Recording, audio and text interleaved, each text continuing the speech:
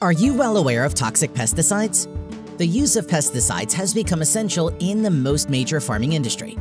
However, when regular pesticides are sprayed to an abusing level, or when highly toxic pesticides are applied, pesticides not only cause serious occupational diseases to farm workers, but also threaten the health of all citizens who consume agricultural products. Korean Financial Industry Foundation and Wonjin Institute for Occupational and Environmental Health wanted to support the campaigns running to reveal the actual status quo of pesticide use in farms in Asian countries and call for systemic improvement against highly toxic pesticides. Therefore, we conducted a joint study to monitor pesticide use in cooperation with NGOs in Vietnam, in the Philippines, and in Malaysia. Vietnam's CGFED and CCI delivered human urine, household dust, and crop samples from farms and farm workers, as well as their spouses and children living near farms, to the laboratory in Korea. IDIS in the Philippines similarly collected human urine samples and household dust samples from farm workers, their spouses, and children. CAP in Malaysia collected and delivered vegetable and rice crop samples to Korea. All the samples were delivered to the Wonjin Institute for Occupational and Environmental Health in Seoul, Korea for analysis.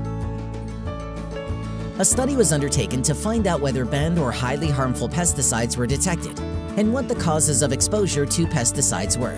Research results were highly surprising. Toxic pesticides were detected in various samples. Of the 125 pesticides detected, 66 were classified as highly hazardous pesticides, and many pesticides that were legally banned in the collected country were included. Occupational exposure of hired workers who applied pesticides by themselves was significantly higher than that of other members of the community.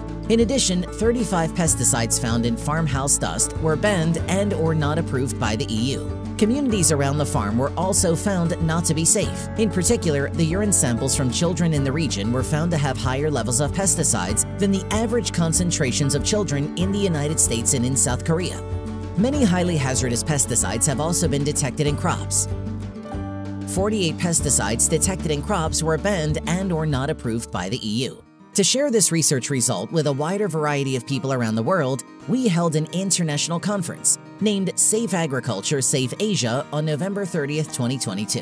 NGO activists from 8 Asian countries, experts from International Pollutants Elimination Network (IPEN), Korea, and international citizens, experts, and government officials attended the conference. We shared and discussed the results of our research to make Asian farming regions safe from toxic pesticides.